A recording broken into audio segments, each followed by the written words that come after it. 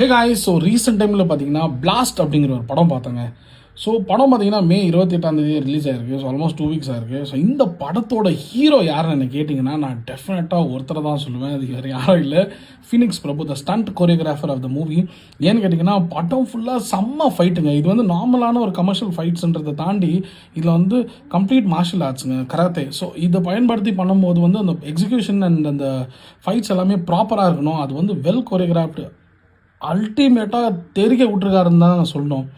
So இதில் வந்து முக்கியமான விஷயம் கேட்டிங்கன்னா, லைக் அர்ஜுன் சர்ஜா, பிரீத்தி முகுந்தன், அபிராமி, ஜான், அதுக்கப்புறம் விவேக் பிரசன்னா, இவங்க எல்லாருமே நடிச்சிருக்காங்க. அவங்களுடைய ப்ராப்பரான ரோல்ஸ் எல்லாமே ப்ராப்பராக எக்ஸிக்யூட் பண்ணியிருக்காங்க. அது மட்டும் இல்லாமல் வந்து இதில் ஃபீமேல் ஃபைட்ஸ் இருக்கிறதுனால பிரீத்தி முகுந்தன், அபிராமி, இப்போ சில ஃபீமேல் ஃபைட்ஸ்லாம் நம்ம பார்க்கும்போது ரொம்ப ஆர்டிஃபிஷியலாக இருக்கும் அப்படின்ற மாதிரி. பட் இதில் பார்த்தீங்கன்னா 2 பேரோட ஃபைட்டுமே வந்து எக்ஸிக்யூஷன் வேறு லெவலுங்க.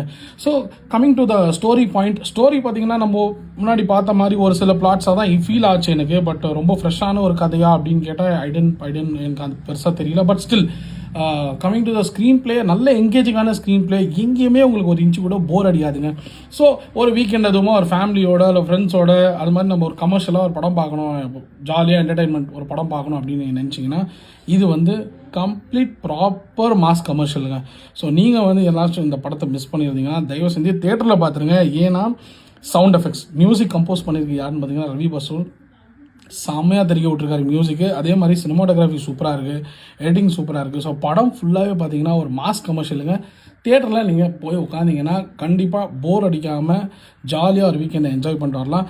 அண்ட் இந்த படத்தை டைரக்ட் பண்ணியிருக்குது மிஸ்டர் சுபாஷ். அண்ட் இந்த படத்தை ப்ரொடியூஸ் பண்ணியிருக்குது யாருன்னு கேட்டிங்கன்னா ஏஜிஎஸ். ஸோ ஏஜிஎஸ் பார்த்தீங்கன்னா ரீசெண்ட் டைமில் நல்ல கதைங்களை சூஸ் பண்ணி வெறும் பெரிய டைரக்டர்ஸ் மட்டும் இல்லாமல் அந்த கதைங்களை எல்லாமே வந்து டெபியூ டைரக்டர்ஸாக சூஸ் பண்ணிகிட்ருக்காங்க. இது ஒரு நல்ல வாய்ப்பு கிடைக்கிற ஒரு பிளாட்ஃபார்மாக அவங்க வந்து க்ரியேட் பண்ணிக்கிட்டு இருக்காங்க.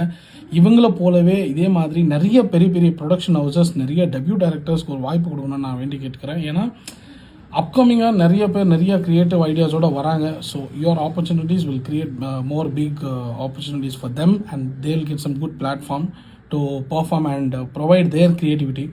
ஸோ அதனால் expecting more from AGS and சுபாஷ் ப்ரோ. கலக்கிட்டீங்க, சம படம் கொடுத்துருக்கீங்க. சீரியஸாக expecting for your next movie.